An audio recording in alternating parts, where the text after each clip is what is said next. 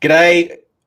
We're live. I'm excited. We have Jack. I just had a bit of a celebrity shock there. I'm like, wait a second. Wait a second. How do I introduce this wonderful, glorious, beautiful, handsome, charming, intelligent, super celebrity on the channel? And I thought, we're with Jack. A man who needs probably no introductions. We are with Jack. From Rerolling Ones, we are talking all things Stormcast Eternals. They've gotten a nice little boost in the General's Handbook. Super excited to see how Jack, the Herald of Shootfu, is building his lists. There's a bit of a teaser on how Jack's building his list. But g'day. Hey, well, thank you for having me. That was a great introduction. Sorry about that. Yeah, I'm a big fan of AOS Coach, and I'm just honored to be on your show. Well, 2 times this year, the honor is all mine. And g'day everyone in the chat joining us. This should be a good show because Stormcast have had a bit of a rough ride. I was going through my books, and I remember when I very first started Age of Sigmar, Stormcast Eternals were the running joke. They were every 6 months they got a battle tome, they got something new. It's like, Stormcast, when does someone else get a book? They haven't had an update since 2018. Like, I was like, what? Yeah, I mean, I think we're due. I think if a chamber came out now, people would be fine with it. And so I'm surprised, man. Like, it's been 2 solid years. I think it was June 2018, so it's been a good solid 2 years before they got an updated battle tome. Yeah, it's the poster boy. I'm excited to see where they go in the future. I have some ideas. I've heard on Warhammer Weekly they were talking about maybe books coming out similar to like Space Wolves and Ultramarines have their own book, maybe like Hollow Knights and Anvils and all this stuff. I'm looking forward to that future. But now it is an exciting time to be a Stormcast player again. Yeah, and that's something that I would like. I know some people don't like the idea of the way Space Marine chapters work, and I don't like the reflection between Stormcast and Space Marine. Yes, there's some commonality, but I don't think they're a complete replica. But being able to have a really specific chamber, and I think having something like the anvils will feel very much like anvils, as opposed to what I think at the moment, and partially why I'm excited about this episode as well, is because it's probably the book with the most amount of war scrolls. It's something like 200 pages, obviously not of all war scrolls, but that becomes very difficult to build lists and find synergies, and it gives you options, but it can also be daunting. So it's very daunting for new players. I liken it to Khorne, where it's as complicated or as easy as you want to make it, as far as like you can take. And also, like, what is your goal? Is your goal to have a fun game with your mates, just chilling, or if to take it to tournaments? There are 2 vastly lists you got to build, and there's so many options. It's easy to mess up. So let's start off. Let's imagine I haven't played Stormcast before, because you have shared 2 lists, and there's a bonus list we'll kind of go over. Bonus list. But why Stormcast? Why did you choose Stormcast? What appealed to you, and what are they good at? Why I chose Stormcast, and I chose it because it came in the box. To be honest, it was Khorne and Stormcast, and I bought it. My brother already had Seraphon, and I just picked the Stormcast guys. And it was one of those things where it's like, I don't know if you equate it to being in a relationship with somebody, or you're just like, oh, this is here just until I get something better, or it's a job, and then you realize you fall in love with it, and like, oh, this was just meant to be something to until Slaanesh came out, this was going to be my side army. And then I started taking them to tournaments and starting winning, and you started making booty calls to tournaments, did you? You're like, and I took it to tournaments, and I'm hearing everything online. People are telling me that they suck, don't take this, don't like this, and I took them to my first tournament ever, and I won with it. It was a 3-round tournament, and I was like, oh, I guess I'm just amazing at this game. But I was playing off meta, and people weren't expecting my certain list. And then I look back on that and realize it. But yeah, it is a very solid army, and it is very easy to paint for new painters. What I found, because You can either put gold and follow that easy scheme, and you can just even prime it gold and just pick out the things. It's a very good starting army. I have grown an appreciation of Stormcast the minute I took the helmets off and put human heads. I think for me personally, I didn't like the faceless heads. And I know there's obviously story behind it, but the moment I started putting heads on, I got some, Space Wolf heads. I got some Empire heads. I've gotten a whole bunch of different ones to play around. I've even got the Forge World heads, both the male and the female. I look at them now, and I look at my Knight of Zeros. I look at my Knight Herald. I look at all these different models, and I'm like, I'm now tempted. To buy an army. They are a cool army. I think I've now found my aesthetic. So it's funny. I did the exact opposite. Like anything where they had their head showing, I'm like, well, you're in war. Why wouldn't you wear a helmet? You might get hit in the head. And so I would take models that didn't have a head showing, like Black Talon. I was like, okay, I can build the alternate build. I can build her. She has to have a helmet on, obviously. I don't want her to get hit in the head. And it's hard for me to I don't like painting the skin, so that's another reason. Look, regardless, I think Stormcast Eternals, what was really cool about them is they literally are adaptable. You just heard it here, right? I don't like them with their masks on. I prefer heads, and there's a whole different bunch of kits that you can pull from. At the same time, Jack loves the heads. I've seen people use old Knight Bretonnian heads. I've seen people use, Heresy, the MK, the older kind of style MK3s or whatever it is. They've got like some very more like 40k knightly type of heads, but regardless, and then you obviously got so many different cool paint schemes. But either way, Stormcast Eternals, lots of models. They are adaptable. You've got shooting monsters. You've got some good armor saves. You've got some magic. You have a whole bunch of allies you can pull from. Yeah, that's one of the best things is you can pull from such a huge range for allies where with the new Seraphon, like on some of my lists, you'll see a theme with like being able to pull Seraphon in answers so many of the questions that the shortages that Stormcast had, as being like the ability to get those command points, or if you throw in some salamanders, which are devastating, team that with a Knight Azros where they're re-rolling their ones to hit. There's a lot of little combos you can come up with through your allies. And then you can bring in, your city. There's just so much you can do with it, which is very cool. Can you ally with cities? Was that updated? Yes. Well, so Stormcast can ally with order. So they can whatever is even I don't know how it works with legends now, but I'm sure you can't take legends to a match play tournament, so that might be out of the question now. But just I think Legion of the Gash can ally with death, Stormcast can ally with order. So it's pretty. Legions is broken up specifically to the keyword. So yeah, that's all good. Regardless, your ally pool is crazy, and probably one of the only few that can actually do with Seraphon, which is a huge difference. Do we want to get into some of the Allegiance abilities and talk a bit about? Yes, because Jack, you have shared with me 2 lists, so we're going to go through 2 lists, and we'll put some of that context as well. It's a lovely ice cream. I think Jack's getting ice cream delivered. I just told him I've been training, I've been doing boxing, I'm eating oats with my chia seeds, and Jack tries to tempt me with some ice cream. Thanks, Jack. Appreciate it. Cool. So what? So talk me through the Allegiance ability. So imagine I'm a new Stormcast player, or even just someone who is okay, and I'm looking to get better at a tournament. Maybe get 3 wins, maybe get 4 wins. Hell, get 5 wins. The possibilities are there.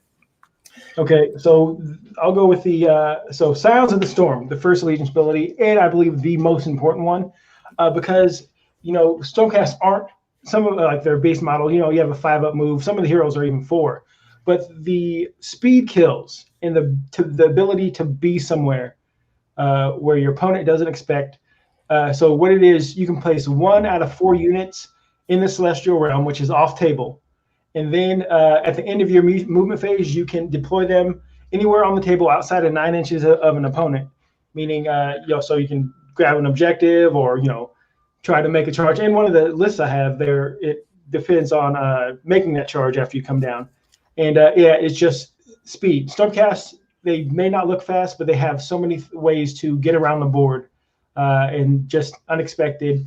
And it's a very quick and maneuverable army. Did you mean 1 in every 2, not 1 in every 4? Did I say 180? Isn't it 184? No, it's whatever.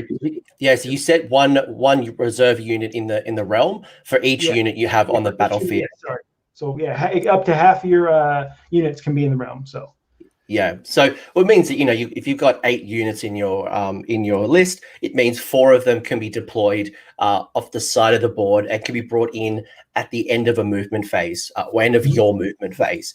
So that gives you that versatility that allows you to position yourself better for objectives, or maybe if your opponent focuses on one particular flank, it means you can quickly kind of put bodies near that objective, or maybe potentially if an opponent's moved off an objective, you could challenge that because they've moved away from it. So from a flexibility point of view, it's incredibly useful. It also means you can avoid a lot of like turn 1 alpha strikes, right? Exactly. Tzeentch, the Flamer list that was really popular a little bit ago, you can put some stuff on the outside of the table or board, and then once they do their thing, you come down and counter strike them. And so a lot of counter punching with that. A lot of versatility. It's great. Even simple things like having a ballista, right? There are some things like the Stormcast ballista where you get a whole bunch of benefits by being within 18, but to get a ballista close to 18 is quite difficult. Boom, you put it on the side and it's just harassing. And your opponent has to think about that. Like, okay, I have to be worried about where he's going to set up.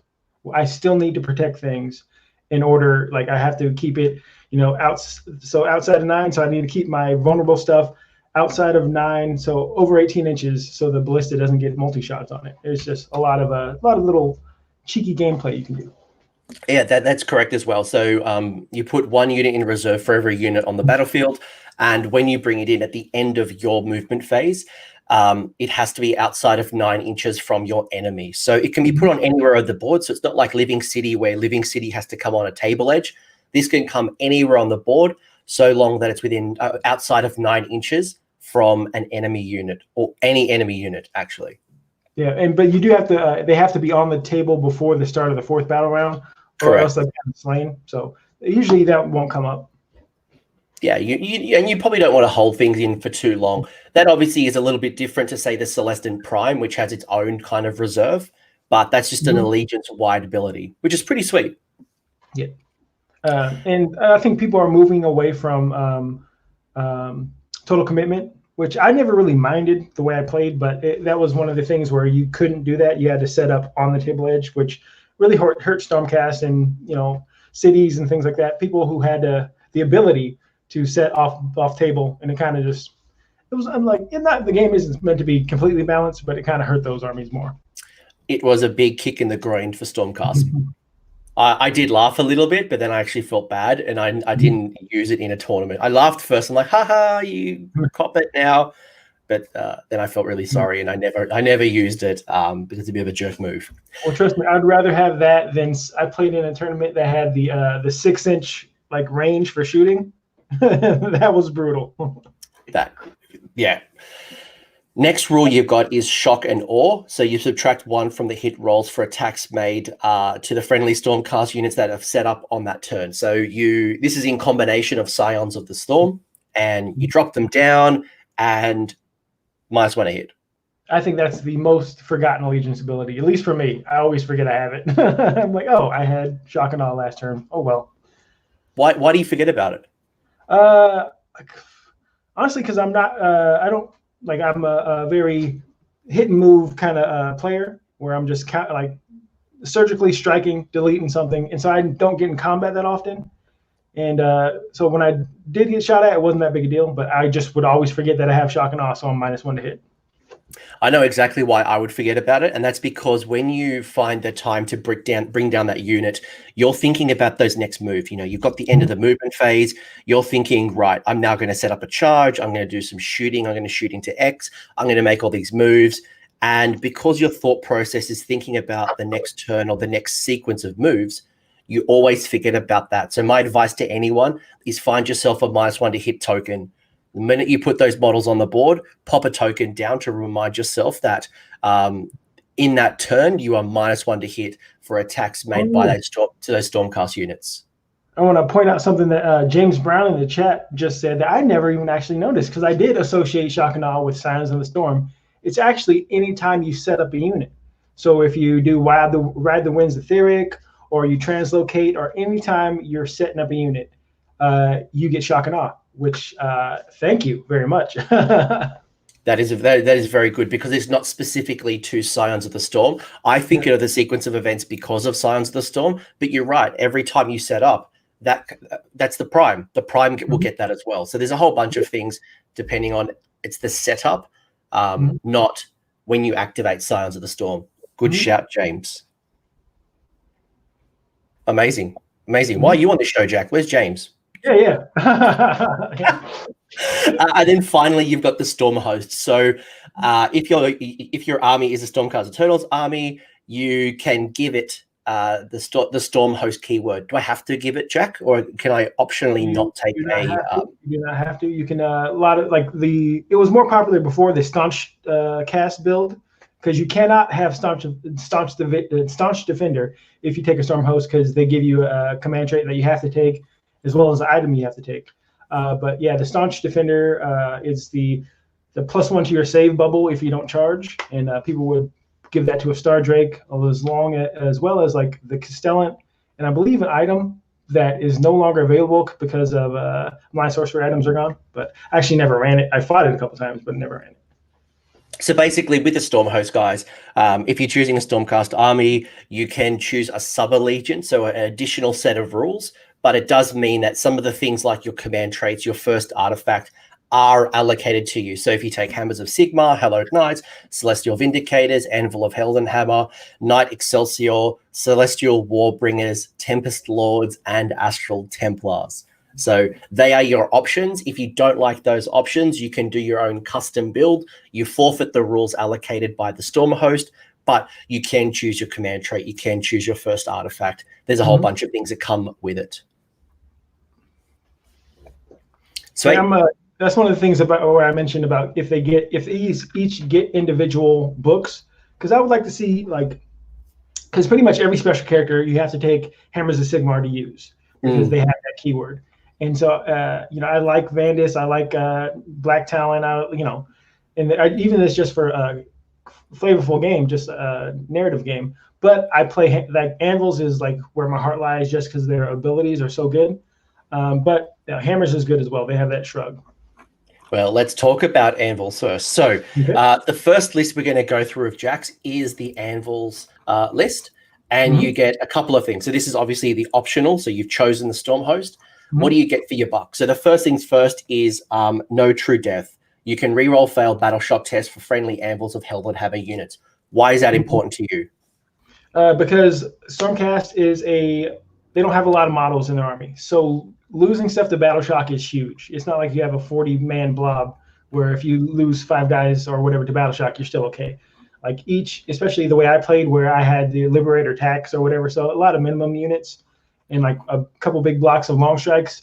Losing anything to battle shock sucks, and being able to reroll that is amazing.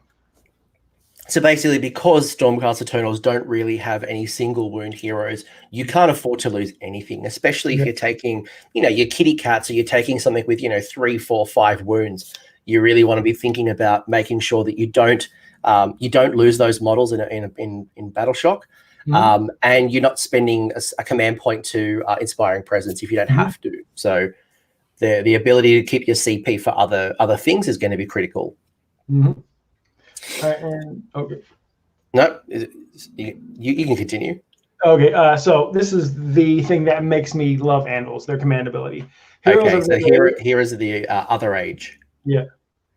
And so this is the thing that, with a command point, if you're wholly within 9 inches of a hero, Anvils of a Heldenhammer hero, or a general, with wholly within 18, you can spend a command point and shoot with missile weapons, or pile in and attack with melee weapons, which I mainly use shot it with missile weapons. But getting an extra phase to hurt your opponent is huge. And so especially if you get a double turn, that's 4 shooting phases. There's not a lot of things that can stand up to that. And so the only problem that I would run into before was just lack of command points, because it does cost a command point to do this. But it's a really, really good command ability. It's one of the best. And we're going to see very shortly when we get into that first list how you're incorporating that. So it kind of ties in nicely with, the more you can remove the battle shock from the Stormcast and not have to use Inspiring Presence, the more commander points are going to be up your sleeve in order to activate the command ability, which is going to be shooting in the hero phase as well as shooting in the shooting phase, or making it a pile-in move and attack. So you're getting a double attack Stardrake is quite tasty. For example, or a nice little block of 6 kitty cats. Or like evocators, because they can, I'm not sure if it says that in the hero phase, I have to look at the war scroll, but the ability to, I think it's after combat, they can do that mortal wound zap. Yeah, and, I think it might be combat, but yeah, okay. Obviously. Well, I mean, the chat will tell us eventually. Well, but if it's not, happy days, you can do the double zap. Yeah, and so that is the thing that I think makes Anvils of the Heldenhammer like the choice, like a really good choice to take. Just that command ability. Everything else is just like extra. And to be honest with you, when I was doing the emerging meta series, obviously it's not happening because the tournaments are postponed right now. Anvils was always the top one. It was always the number one choice from people. And it ties in nicely to, again, double piling in, or so attacking twice, or double shooting is just awesome. You're getting more bang for your buck. Your command trait, so this gets assigned to you because you've taken Anvils. You subtract 1 from the bravery characteristics of enemy units while they're within 6 inches of the general. Yeah, this is like not that great. It's, because especially in a world where Inspiring Presence is a thing, -1 bravery is not huge. I've never really had it affect because I didn't really get my general in combat. I wouldn't build a strategy around it, but it's a nice to have. Yeah. All right, and last one, the artifact. Yep. So pick one of your. Sorry, I'm looking up evocators. The chat's telling me it is right after you resolve their attack. So I'm just quickly bringing up their war scroll. But while you talk to me about the artifacts, so pick one of the bearer's melee weapons. At the end of the combat phase, roll a dice for each enemy model with that was allocated a wound caused by the weapon in the combat phase. On a 3+, it suffers a mortal wound. It's like that model suffers mortal wound instead of that unit, which is it's not the best. If you're fighting something big, maybe you can get a couple extra wounds on it. Or no, is it just 1 extra wound? Yeah, it was never something I was really big on. Like I said, Anvils, you're taking it because of the command ability. Everything else is just, which is nice because it makes it a little more balanced. But so I'm just looking at the Evocator rule. So what we're talking about here, the Celestial Lightning Arc. So the second part of it says, so you can re-roll save rolls for 1, blah, blah, blah. After this model has been picked to fight for the first time in the phase. So this is the differentiator, right? You got the combat phase and you're attacking in the hero phase. After all of the attacks have been resolved, you can pick 1 enemy unit within 3 inches. If you do so, roll 2 dice for each model in the unit. For a 4+, they take a mortal wound.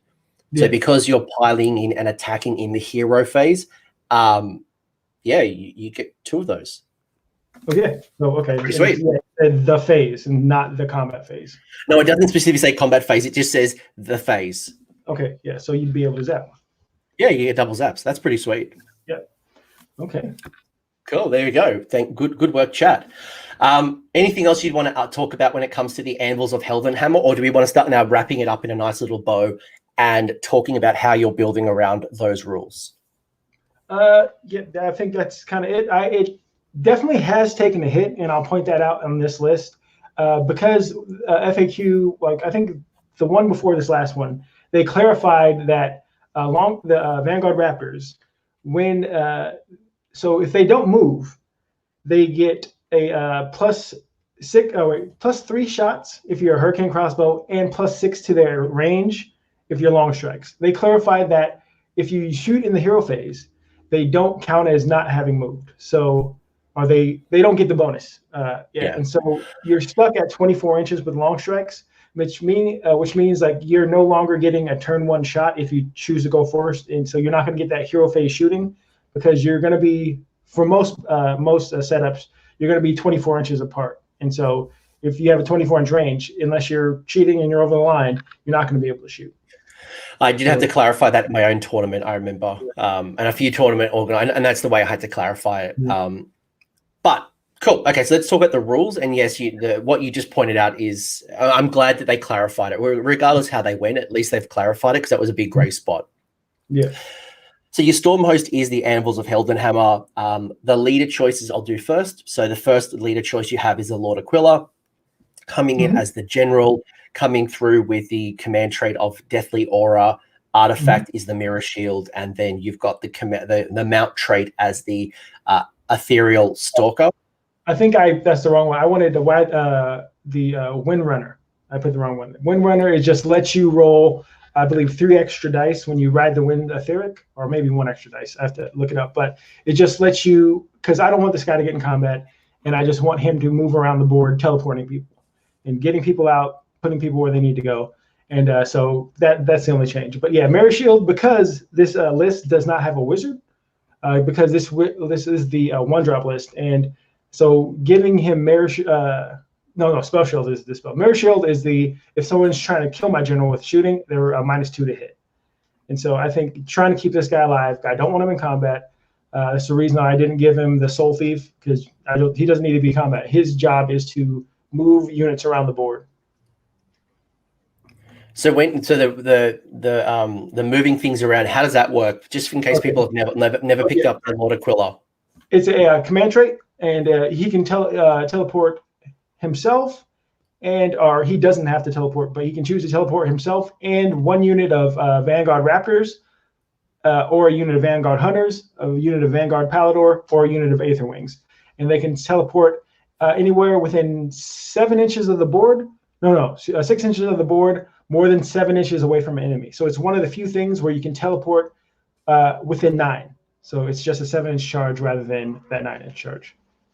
So really, you're taking advantage of a whole bunch of movement shenanigans. You've obviously got the Scions of the Storm, so you're dropping things around the table, and then anything you put on the table, you're now going to be able to move around the board.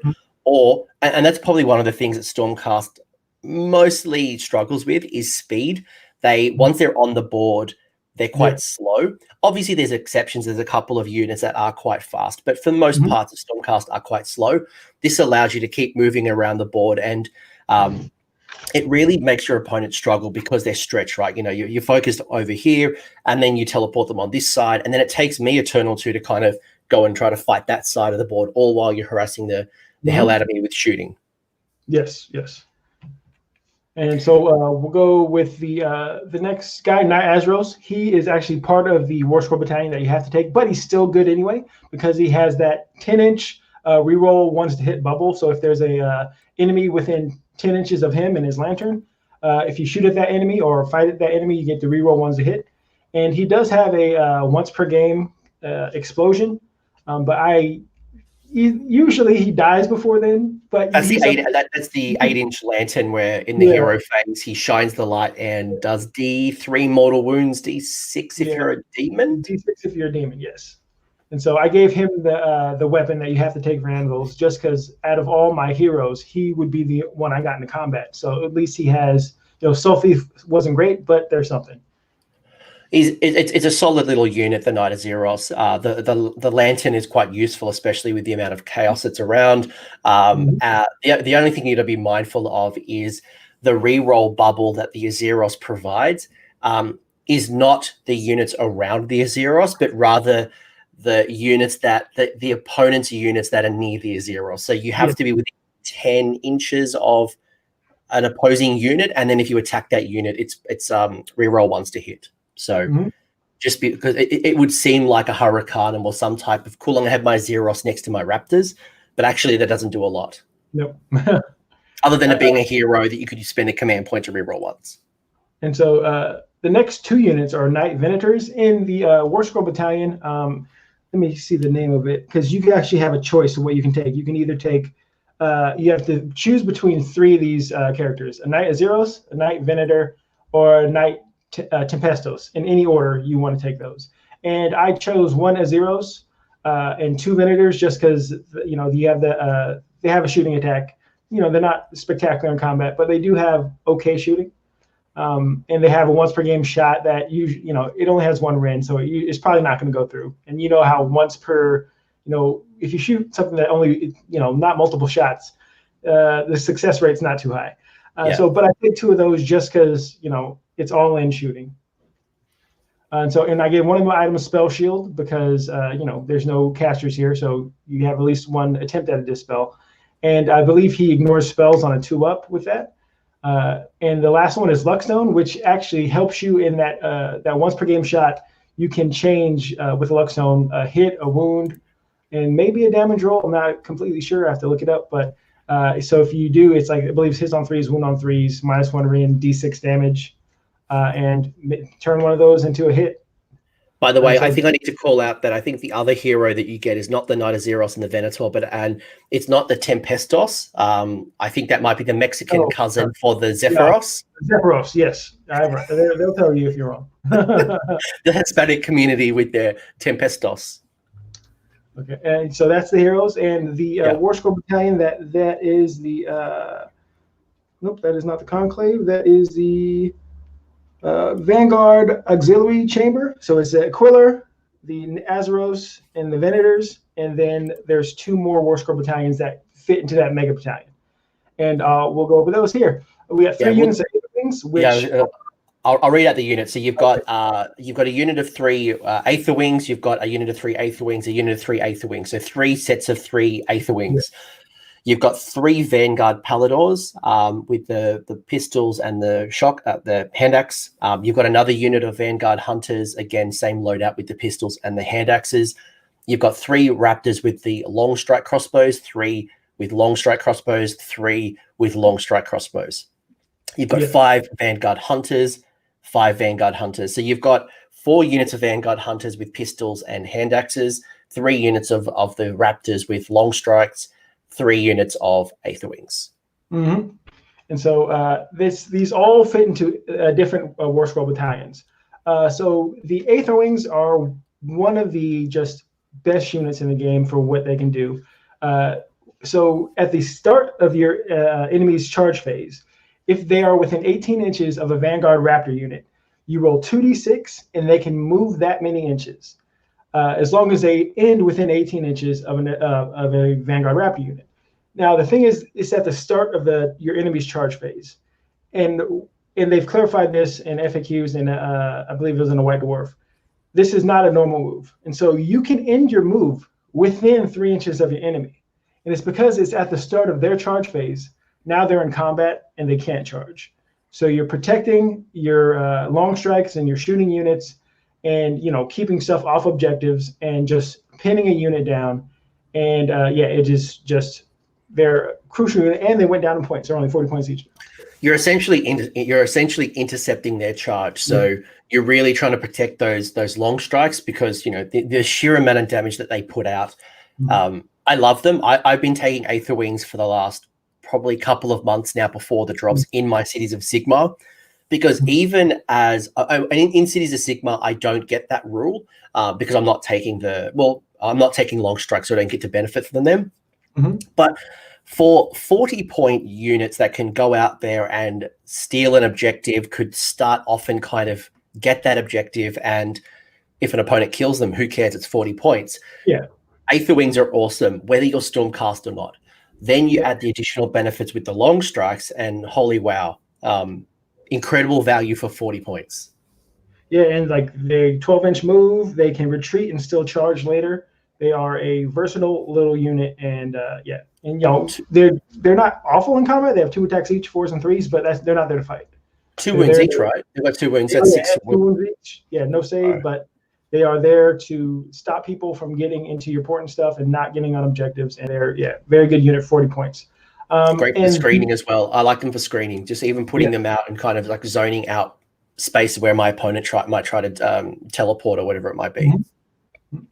Then we'll go into the Palladors. These are the guys riding the bird horses, the chocobos, people call them, and I would actually, they have bolt pistols and shot hand axes. I might want to give the pistols and the spears because one of the allegiance abilities from the Mega Battalion is every non-hero gets to add 1 to their shooting. So you get an extra shot with your bolt storm pistols and the javelin.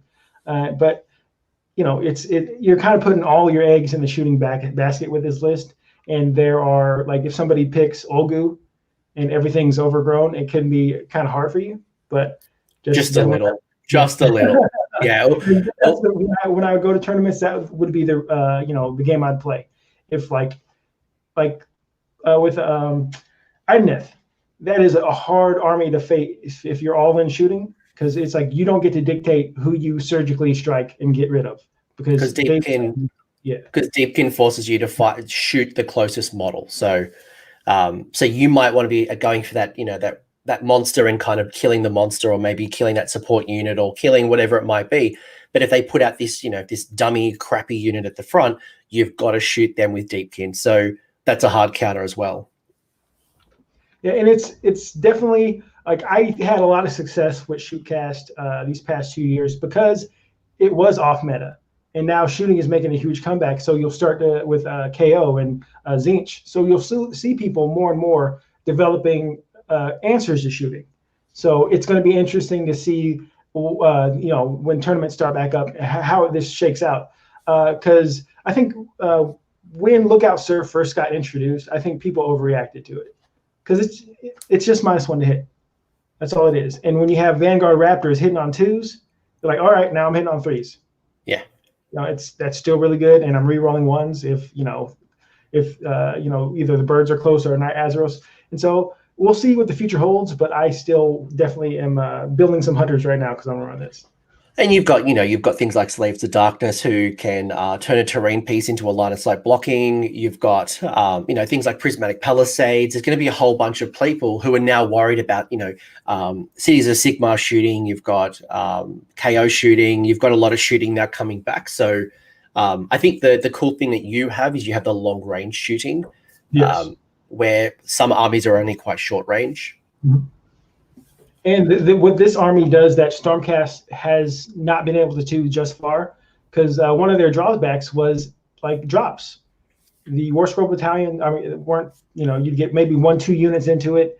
And so I'd usually be 8-9 drops every game. And this lets you dictate, because you're one of the few 1-drops out there now in this list. So you'll be able to, go and shoot first, put stuff in the clouds, come down, or come from the table side and start shooting stuff. You'll lose the anvils, advantage, but if you let your opponent go first, you'll have that advantage. We talked about that was the Paladors, right? Now we're on the Hunters, which went down in points. I wouldn't have taken them before, but now that they've gone down to 100, it's because they don't have the durability of Liberators, which I used to have that. I used to have to take them, but they do have shooting, and they do get that extra shot now, and they can run and shoot, and they can come from the side of the table edge. If somebody, it's one of their, I can't remember the name of it. Let me look it up real quick. But yeah, they can come in within 7 inches or just outside of 7 inches of the table edge, and so you tie people down. Lock people in their army, because they are Stormcast, 4 up, 2 wounds each, so they're a little survivable. All right, let me look up the thing really quick. Oh, there it is. Vanguard and Hunters. The ability is Astral Compass. If you set up the unit that includes any model with the compass in the Celestial Realms with the Signs of the Storm ability, instead of the outside of 9 anywhere, they can be wholly within 6 of the table edge, but more than 7. So you can get a little closer. So even like that rule in itself is different. I don't think there's anything else out there that does within 7. Well, outside of 7. So it gives that 2 inches might not seem a lot, but it might be the difference between, because most people will try to screen for 9, but very few would be thinking about screening for 7. So you might have some more options on the table. Mm-hmm. Okay, and there's Hunters, and then the teeth of this army is the Vanguard Raptors. And the things that make them extra scary, because, you only have 9, and I used to run just a unit of 9, but you have the 3 unit of 9, but because of the Vanguard Angelos Conclave, every shot from a non-hero is 2 shots. So this is like having 18. So 18 shots, hitting on 2s. With the Justicar Conclave, if the Aether Wings are within 18 of an enemy, you get to re-roll 1s to hit, similar to a Night Azeros. And so you are hitting on 2s, re-rolling 1s, Wounding on 3s, -2 rend, and it's 2 damage. And if you roll a 6 to hit, it's just 2 mortal wounds. I was going to ask you about the long strikes because I'm used to them being in sizes at least 6, if not 9. And instead of having three units, you probably have a lot more points invested. I think most people are running like a 9 and a 6 or a 9 and 2 3s. Yeah, but you're finding because and that's probably one difference I found in the General's Handbook, the new edition, is that I've never seen 3 battalions being used in a 2,000 point list. I was laughing with some people that come to my tournament last year, a 2,500 point army, and it was very similar to this. You guys have saved 200, 250, 300 points potentially between GBH 19 and GBH 20. So having 3 battalions that gives you the +1 attack characteristics for missile weapons, additional dice for riding the winds, as well as what was the other rule? The re-rolling ones to hit with missile weapons, as long as they're like, that's crazy. That's crazy cool. Things that you were already going to taking. There's almost no tax here. Yeah. And yeah, the damage potential here is unreal from a just sheer volume of missile attacks. Yeah, in the chat, Eric pointed out you only have 103 runes, not a lot of defense. So you are really relying on that 1 drop, going first in eliminating threats, and then getting rid of things, maybe locking down some of your opponents with some of your drops. And so yeah, you don't have a lot of defense, but like I won a lot of games with offense can be its own defense if you're able to get rid of your threats. And being able to put some things in the sky as well just gives you a lot of defense. But I think you're right. Like you've really got to watch out because you don't have a lot of wounds. Your armor saves aren't the best. It's not like you're running around with really high armor save. But you are starting with an additional 3 command points, 3 artifacts. Like you've got a whole bunch of cool stuff here. You've just got to be. This is killing your opponent with a scalpel with absolute precision, but being able to take out those support pieces, taking out those key units in the opponent, being able to just surgically annihilate the table. This is not Iron Jaws. This is not just go up there and smash them. This is just systematically taking out your opponent 1 shot at a time. Yeah. All right. So this is like the closest thing to what I played over the past 2 years, where it's and my next list is actually a good friend of mine. I think he got 7th at LVO last year with Stormcast, which made me I was really excited to see him do well. And he sent me this list. It's like an updated version of the Gav Bomb. Before I get to that, I do want to ask you a question that maybe some people are thinking about, and that might be one of the weapon loadouts for the Vanguard Raptors is the Hurricane crossbow. Is there any reason why you wouldn't take 1 Hurricane, or what was the logic behind the long strike as opposed to taking the Hurricane? I like definitely Hurricane possibility.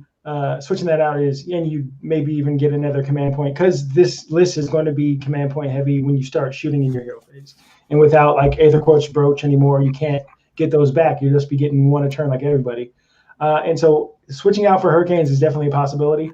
I just felt that the range is only 18, which is still, it's not awful, but this is more of a reach out and eliminate threats rather than.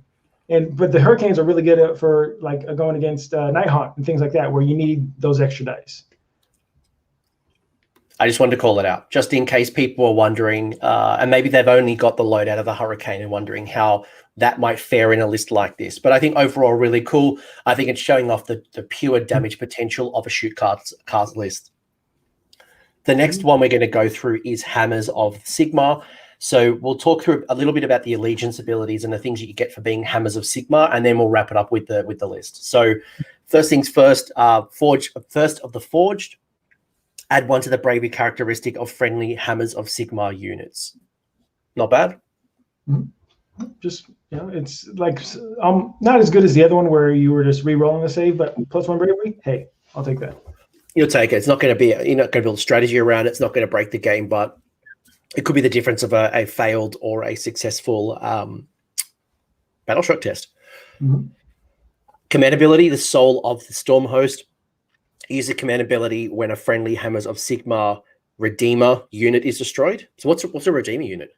I believe the Redeemer units are Liberators and the gosh, I can't remember the name. I never ran them, but they were really good. They can The Paladors? Yeah, Paladors? I don't think so. The OG ones? Oh, Paladins?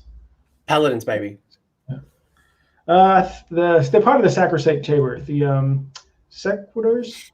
All right, either way, team, look for the keyword Hammers. Look for Redeemer. Right, we're looking for the word Redeemer. Sequitors. Thank you, Eric. Yeah, but it's a tough thing because you're spinning a command point, and then you have to roll a 5-up. And so if you do so if you got the Hammers of Sigmar Redeemer, roll a dice on a 5+ the new unit identically that was set up as destroyed is added to your army. So Liberators and Sequitors. Yeah. Set this unit up anywhere on the battlefield more than 9 inches from an enemy model. Yeah. I mean, when it goes off, it's not going to feel good for your opponent, but most likely it's not going to go off. And you only get one crack at that. It's not like, because it's when the unit was destroyed. It's not like, all right, I'm going to try it again next turn, because it wasn't destroyed that turn. It was destroyed last turn. And so it's, if it goes off, it's great, but it's not something you want to hitch your wagon to. I'm like, oh, I'm playing this to go off, because you'll be upset most of the time. Unless you were planning on running a whole bunch of Sequitors or Liberators and just having a whole bunch of, small units running around the board and really playing. If you've got, 3 units of Sequitors, for example, you would like to think that one will come back. Having, so I mean, you're playing a dice game. It's kind of like the Flame Phoenix, right? The Flame Phoenix comes back on a 4+. It's not a guaranteed strategy. It's nice to have, but don't bank on the exact unit that you want coming back at the time that you need it coming back. Mm-hmm. You then have the command trait, we cannot fail. Roll a dice each time you allocate a wound or a mortal wound to a friendly Hammers of Sigmar unit wholly within 9 inches of this general. On a 6, on a 6+, that wound or mortal wound is negated. Yeah, this is a nice little extra thing to have. It lost, just because every extra shrug took a hit, because you're only allowed the 1 now. Yes. So this was a nice, hey, this could pair with something else, but now it's just an extra 6-up, mortal wound / wound shrug wholly within 9. And so you have to keep close to your general. And so it's, again, not the best, but a lot of taking Hammers of Sigmar has to do with special characters you can take over the abilities.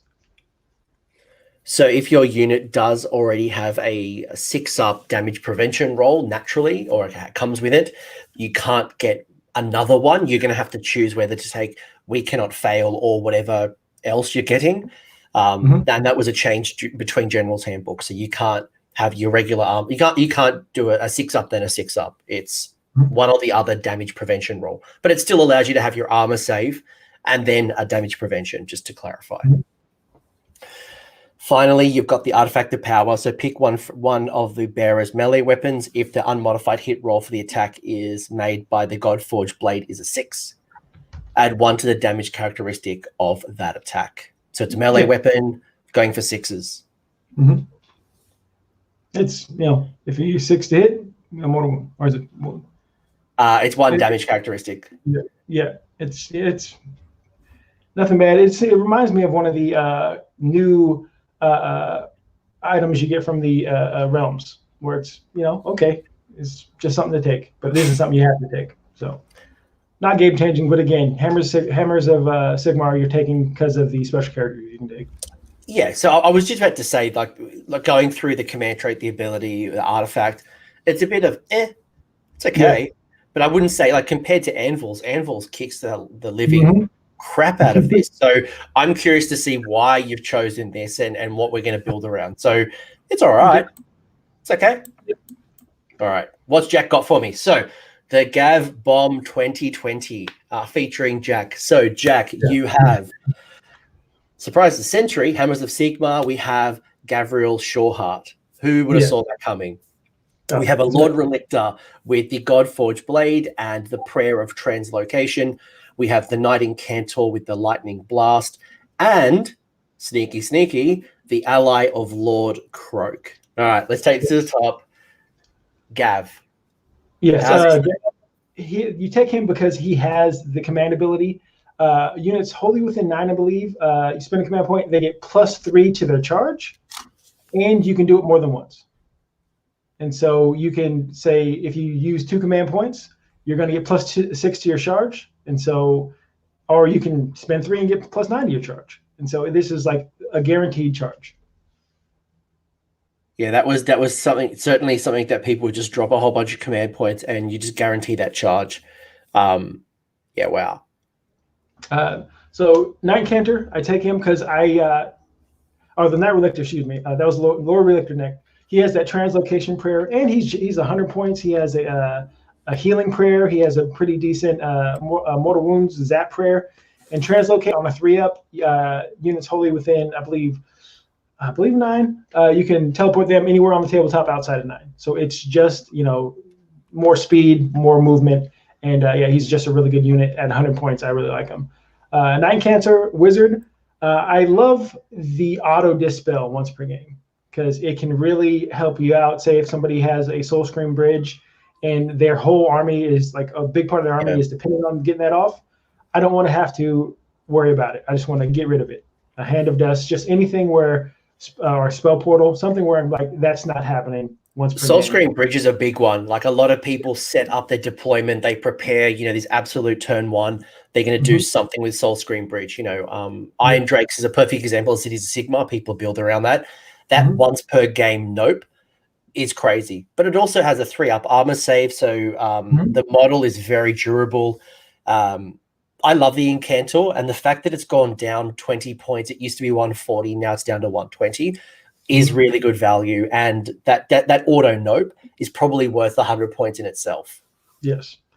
And then moving on to, he's great in Seraphon, but I think he's really good. And he gives you command point. If you roll, so at the beginning of your hero phase, you roll 3 dice. For every 4-up, you get a command point. That's that was the only thing he did, he'd be awesome. But he also has a table-wide mortal wound spell, and he has a 10-inch mortal wound AoE spell, which everybody's 10 inches is not very big, and that is why we have going to the end of the spell real quick. Bellwind Vortex. It's not a huge Croaknado. You're not able to take the Astrolith Bearer just because you don't have the points and allies. But there is a mini Croaknado, and so he does have that 16-inch mortal wound. And if you've ever been caught in one of those, it's not fun. Lord Croak isn't as durable as he used to be, where if you didn't do all the wounds to him, he'd come back to full. But he does have a 4-up shrug and a 4-up save, and I think 7 wounds. So he's not crazy. I wish I could take some Temple Guard or anything, but I was just about to say that it's not going to be as durable because you don't have the Temple Guard to be able to pass off the mortal wounds. You're not going to be able to extend the area of effect damage from Lord Croak because you don't have the Astrolith Bearer, but you are getting some of the best of Seraphon in your build. So and people are not going to be prepared for this. This is going to surprise a lot of people by having Croak in your list. And then, so the second part of the Gab Bomb are Evocators, who I think they stayed the same points, or maybe because they used to be 200, they're 210 now. They might have been 220 and come down to 210. But Evocators, they have the, they're decent in combat anyway, but they have that for every one you roll 2 dice, and this is after they fight, not at the end of the combat phase, but after they fight, you roll 2 dice for every single one, and on a 4-up, they take a mortal wound, and it's like within 3 inches. So you can, like a unit you're fighting, and then a unit that you didn't fight, you can say, I'm fighting this unit, and then I'm mortal wounding that unit with my spells. And I have 2 units of 10 just because they're really good. And you've also got. Yeah. I was going to update the rest of the list for anyone who's listening to this on a podcast later on. You've got 5, so you've got 2 units of 10 Evocators, both with the Celestial Blade spell. You've got the 5 Adjudicators, 5 Liberators with Hammer and Shield. You've got 5 Liberators, Hammer and Shield. You've got 3 Aether Wings. And then you have another endless spell. So we did mention the Bellwind Vortex, but you also do have the Everblaze Comet coming in. Yeah. And so this is you don't have any bonuses to cast with this one, but Everblaze Comet is a very good end spell. Aether Wings are there just for more bodies, like we mentioned earlier. They have 12-inch movement, zone out. Adjudicators just for shooting, because there's not a lot of shooting in this list besides like Croak's AoE stuff and his table-wide thing. But this is more Gav Bomb is one of the threat. You have 2 units of 10, which are scary, and then Lord Croak as well. And so that is the Gav Bomb. And if you're lucky, you get one of those Evocators or the Liberators back on a 5+. I like it. I like it. That is a lot of points in the Evocators, though. Like, I look at that, and it's like 10 models for 400 points. Because for 400 points, I get 30 Phoenix Guard, and I'm looking at this going, yeah. Something that Eric mentioned that I liked is instead of 2 units of 10, 1 unit of 15, because that's your main, Gav focus thing in the unit of 5. I do like that.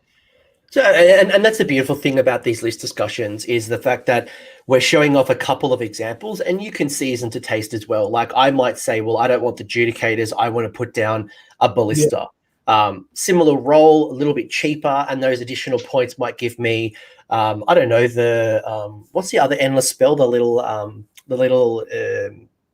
like the little movement thing you can get for Stormcast. Oh, yeah. Little bell.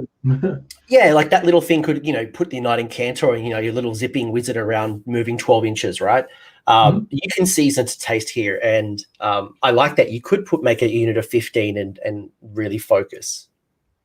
Mm-hmm. What's the Judicators bringing that a Ballista wouldn't, for example? Well, I'd battle line 1. I need 3 that's useful, but that's helpful. Drop the Comet and the Aether Wings or whatever if you want the Ballista. But I think Ballista shines with a Ordinator, where it's like you're not getting the +1 to hit with it. And by the way, that little endless spell that I was struggling to articulate, it's the DS Arcanum. So okay. Thank you, crew. You guys have got our back. Yeah, that's sitting in my closet, unput together. I actually used it a lot. It's actually pretty good because it helped me with my Knight Incantor. I was running a Lord Arcanum as well, but because the Lord Arcanum has 6 wounds, it couldn't get on the DS, but the 5 wound Incantor could. And it just meant that I had this wizard moving around 12 inches, zipping around. It was actually really helpful. It was actually really good. So Dias. The DS. So you got your 2 units of 5 libs. Great value, 90 points for 10 wounds apiece. Yeah, they're definitely Liberators they're back. They're Forp save rerolling 1s, 90 points for 10 wounds. They're good. I like them. Then finally, you've got those 3 Aether Wings. Now, they're not going to be able to do the retreating shenanigans and the charge blocking that we could do in the first list because we don't have those Raptors. So I imagine these guys are going out for objectives, screening, just generally being annoying for 40 points. Yeah, they can still retreat and charge, but they can't do what they shine at, which is, block people. The intercepting of charges. Yeah. What's the Everblaze Comet bringing to the table? Because we talked about the Balewind and obviously the combination with Lord Croak, although obviously the Knight Incantor could use the Balewind as well. But that's the thing I'm not married to, because you're only getting just the Knight Incantor is casting it without any bonuses. And so it's like it'd be, and one nice thing though, you can cast it outside of 30, and so you can attempt to cast it without nobody attempting to dispel it. But if you're out of dispel range, you're usually losing his once per game dispel ability. So I'm not married to. I could lose that and get some more bodies on the table. I'm hit and miss with the Comet. I've been running it with cities for a long time in combination with the Incantor. The 100 points can be really useful, being able to drop a Comet 36 inches, near an opponent, do a whole bunch of mortal wound damage, especially to those heroes that might be hiding behind a screen or, really causing -1 to cast. There's some really cool stuff with it.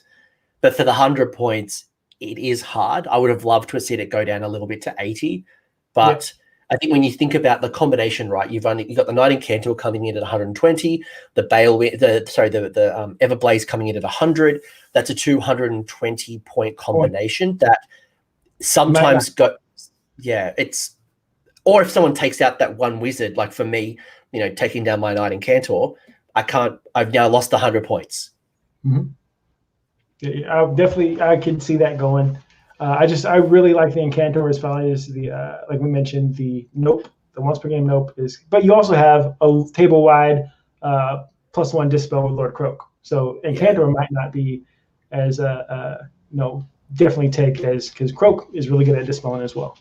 Yeah, I mean, hey, if you had a couple of spare points as well, you could drop the Everblaze Comet and take a second Night Incantor. So it's again season to taste. Do what you want to do. A couple of cool options here.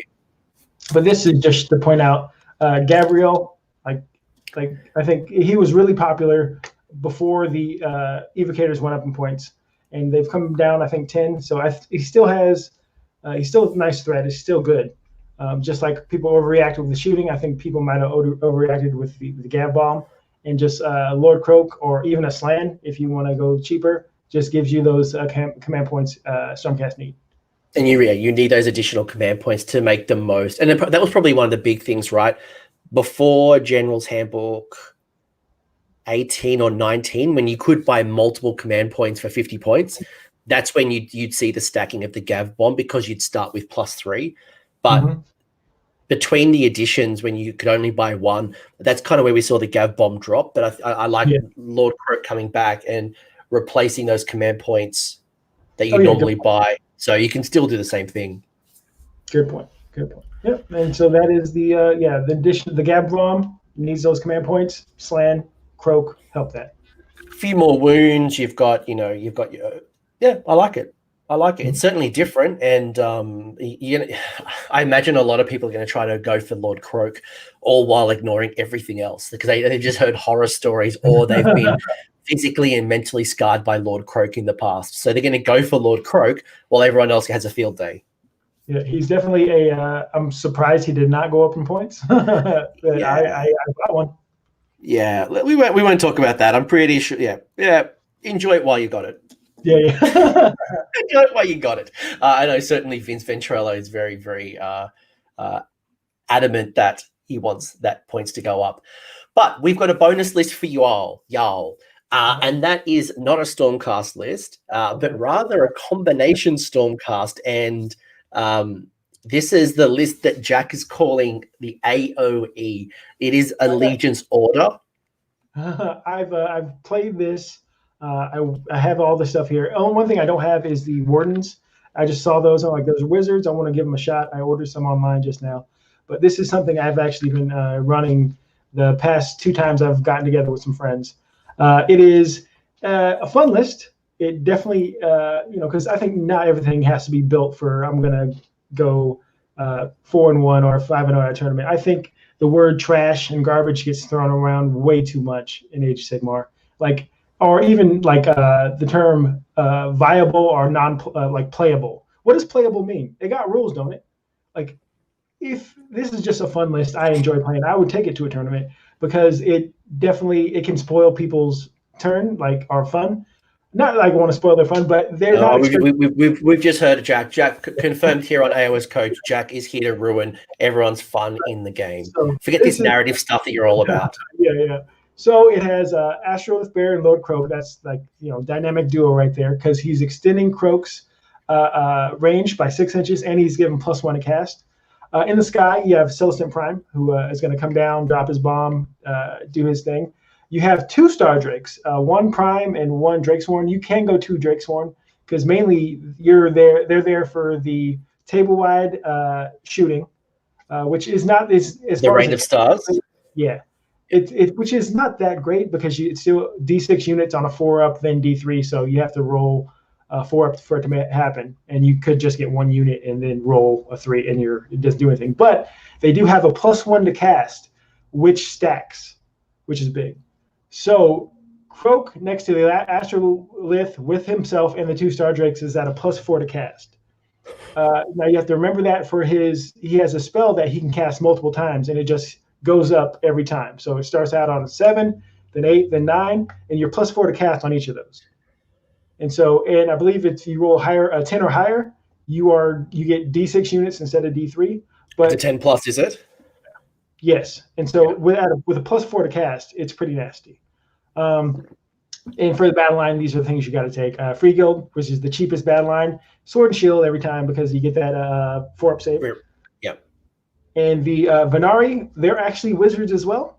And so if you have them next to your Star Drakes, you're getting +2 to cast again. Can I also call out that in the chat we've got the perfect name for this? So Jose has said he didn't say it shouldn't be the AOE, but it's called it the Last Alliance of Elves and Men ... and Lizards. I love it. And, that's awesome. Drakesworn Templars, like honestly, Star Drakes aren't like that mind blowing in combat. I was actually like they can swallow units, which is great. But when I got them in there, I was like, that's it, just D3. But they're the Tempest Axe is pretty nice because it stops people from piling in. And these are with the drawback of being order is you don't have the greatest command traits or items, and especially with the lack of blind sorcery items, you're kind of stuck. And so it is mainly that table-wide AOE, getting Croaknado up there. I actually played this list against Tyler Emerson on a tabletop simulator, and it was a lot of fun. It was one of those, I think he was playing Archeon and a bunch of Vanguard. And he used that ability where Archeon could tell who's going next. Yeah. So he knew who was going to go next. And the way he set up, I knew I was going to get the double turn. And nice. So like I watched him, I watched how he was moving. I'm like, okay, I get to go next. So instead of doing Croaknado in the beginning, I decided I moved him to the middle of the board and did it, and for maximum effect. And it was it was nice. I can say I beat Tyler. Yes, thank you. Tabletop simulator. And you're right. The Star Drake, and this is probably why we haven't seen the Star Drake in either of your lists. The previous ones, the Stormcast ones, is because it is a good piece. It's 500 points. It's probably. And you made the comment about that Lord Croak being really good in Stormcast. Well, I'll say the Star Drake is better in Cities of Sigmar. Put it in a Living Cities, put it in, Tempest Eye. There's some really cool stuff with it. I love the Phoenix Stone. Reminds me of my old Cities of Sigmar army before Cities of Sigmar come out when I was doing my Granular. The Phoenix Stone healing a wound in both hero phases, which is really handy. Something that people often miss. Master Defense giving +1. Armor save within 6 or 8 of the model. So being a large base that the Star Drake provides can make a really... I used to put it on my Free Guild General on Griffin. The Star Drake's base is like 2 times the size of that. So I do like the Star Drake. It is a lot of points. It can eat a model. I really like that. So being able to take out the Hekatos, being able to take out the Wizard in the Warden, although a Hekatos obviously can come back in that's obviously where a unit gets their power from for the Wardens or the Mortek Guard. Being able to pull out a model and stopping battle shock, stopping someone from using Inspiring Presence and deleting half their unit is a little sneaky trick. But I like it. You've got Prime Time, Croak. Yeah, obviously the Prime, and like I've forgotten the Prime 2 times. Like I really need to play with him on the table, because like these have been games where we're like drinking, having fun, and it's just like, okay, he's sitting over on the side. Sorry, but he's coming down. He's in like every turn he's up in the sky, he gets more attacks, but you don't want to leave him up there too long. I think a turn just to get +2 is fine. And look, if you want to dick around with this list later on, put a Marathi in there, put a Put a Teclis in there. Like, hey, if you're going to go to Magic, might as well put Teclis in there as well. But this is not the Teclis show. This is the Stormcast show. So at least you talked a bit about Stormcast in there. Yes, I did. And thank you for having me on. I appreciate it. We haven't finished yet. You haven't finished your work. Don't try to get out of this, Jack. You've already insulted everyone telling people you're here to ruin their day. And Doug's already confirmed. He's just like, yeah, he is. Talk to me about Stormcast and talk to me about how do you win a game? And it sounds silly. And obviously the battle plans and your opponent and all of that stuff's going to change. But as a Stormcast player, what's the general strategy or what's the general vibes on winning your games? So I'll just talk about myself. The way I would win would be eliminating like the pinpoint accuracy. I'd get rid of units that were either on objectives or threatening me. And so it was like, I remember I went to Nova, and one of the games I lost was like, if we would have played it out, I would have won. So I was playing a Skaven player, and I would win towards the end rather than win early. unless I got like the first double turn, then my opponent would have a hard time coming back.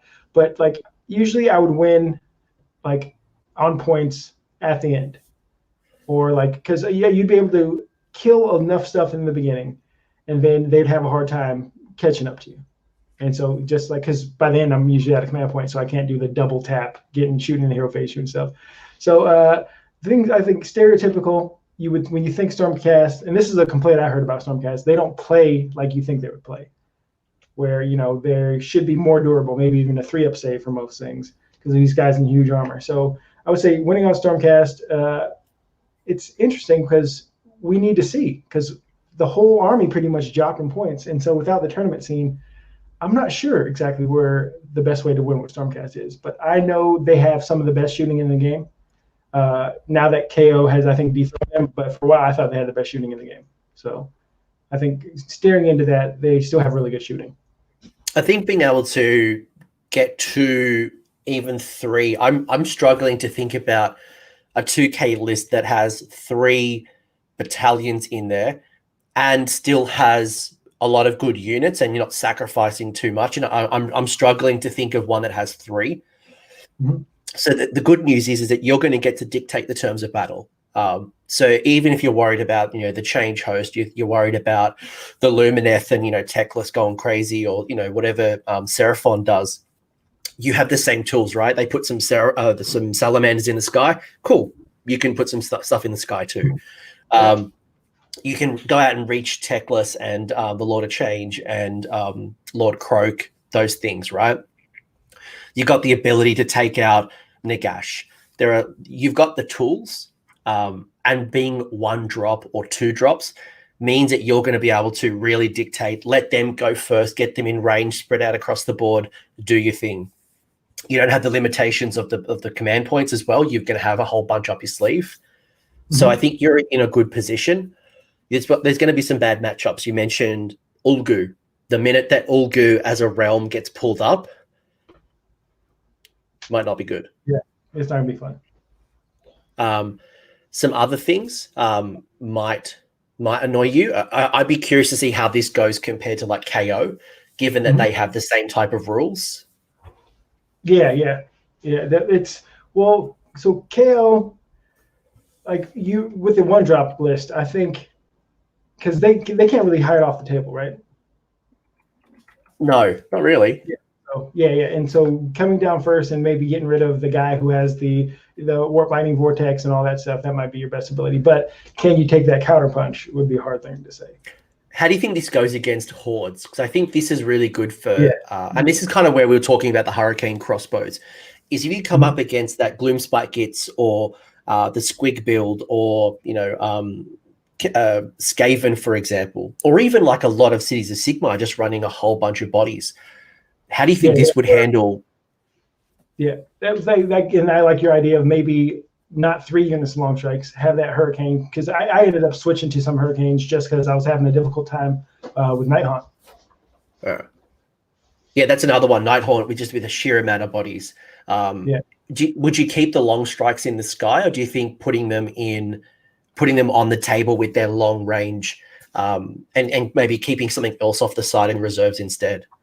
Well, before the clarification, I would definitely leave them on the table. Now having them in the sky and maybe putting stuff in the sky and having your opponent go first, and then maybe seeing if you can get that double turn with the shooting in the hero phase, because that's one of the big things about Anvil is having that extra shooting phase, and you have the command points to do it because you start with you have 3 and then you get the 4th, and so definitely it all depends on what you're going up against of how you want to play. Yeah, and obviously, if you've got the long-range threat and you're confident you can take out the support pieces, maybe you do want to go first. But again, if you are 1 drop, 2 drops, dictating the terms of battle, you might let them go first and then play for the double turn, deep strike, drop, shoot. With any luck, 50-50, you get the double turn, shoot, probably don't have an opportunity to respond.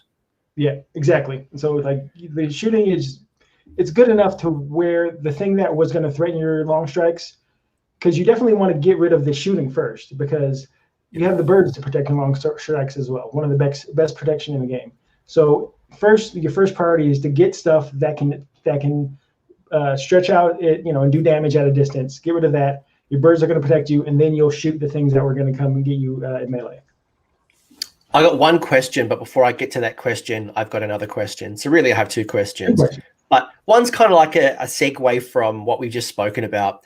And I'm thinking about turn one charging opponents. So let's say it's those stone horns that come running, stone horns that keep running at you, two more crushers or, more crusher and all these piggy friends, and they come in turn one at you.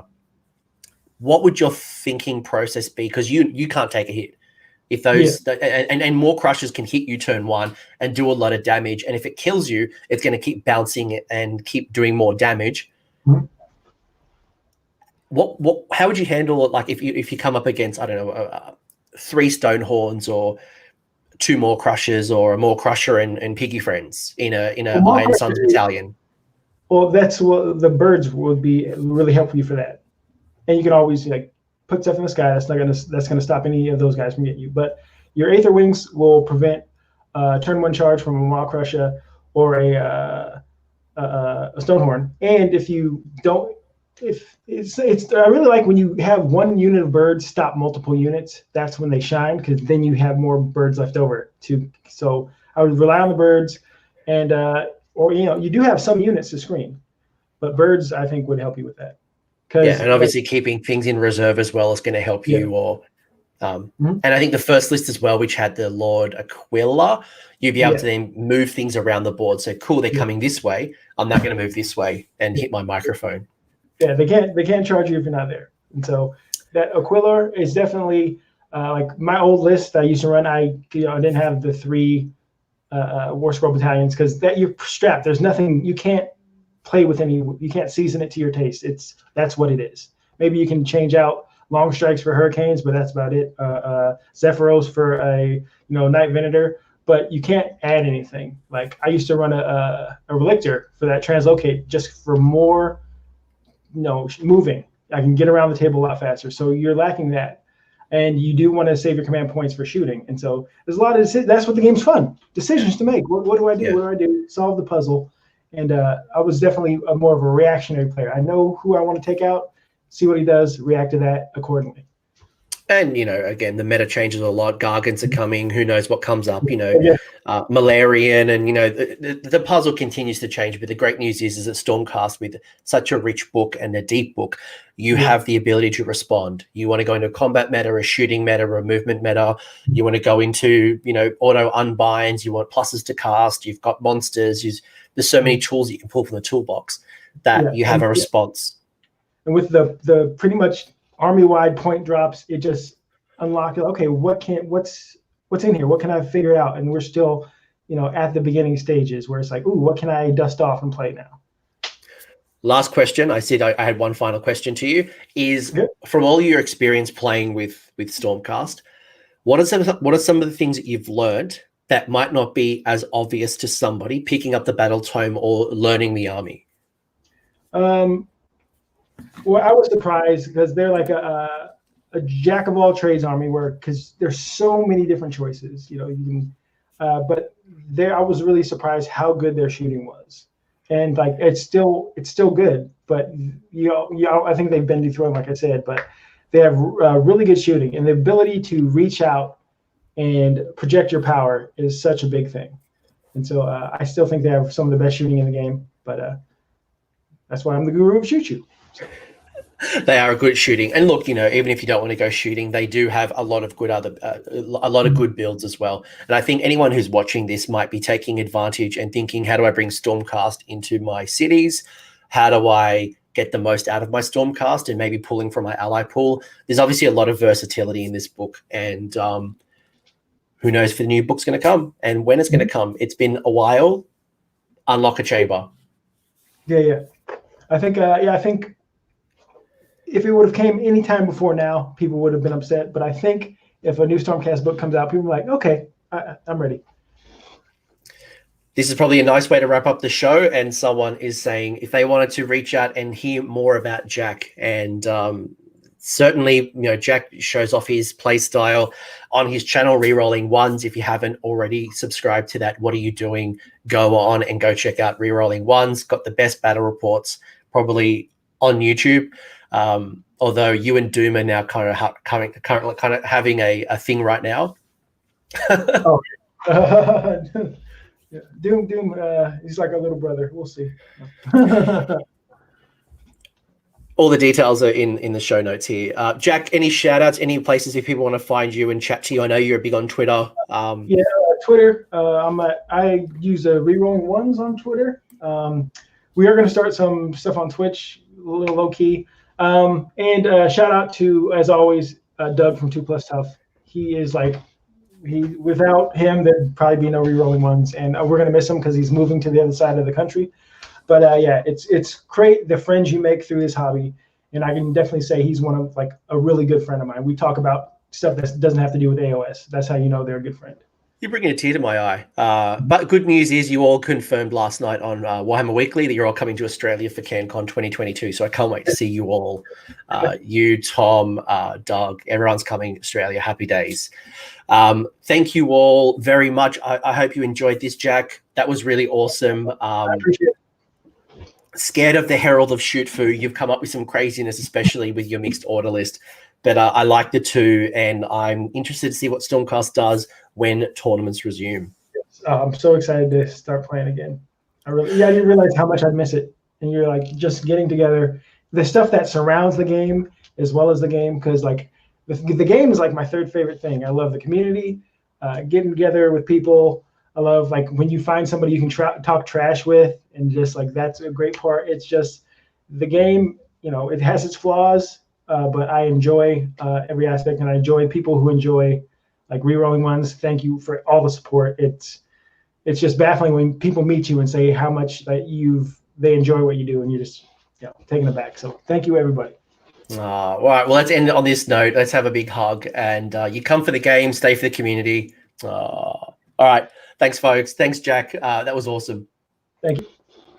G'day. I hope you enjoyed that video and you're left with some new ideas. One of the biggest ways you can contribute to AOS Coach is by liking the video you just watched and leaving a comment in the comment section. This lets YouTube know this is a good video and it should recommend it to other hobbyists. If you'd also like to support the channel even further like these bloody legends, go check out AOS Coach on Patreon. Otherwise, don't forget your triumph.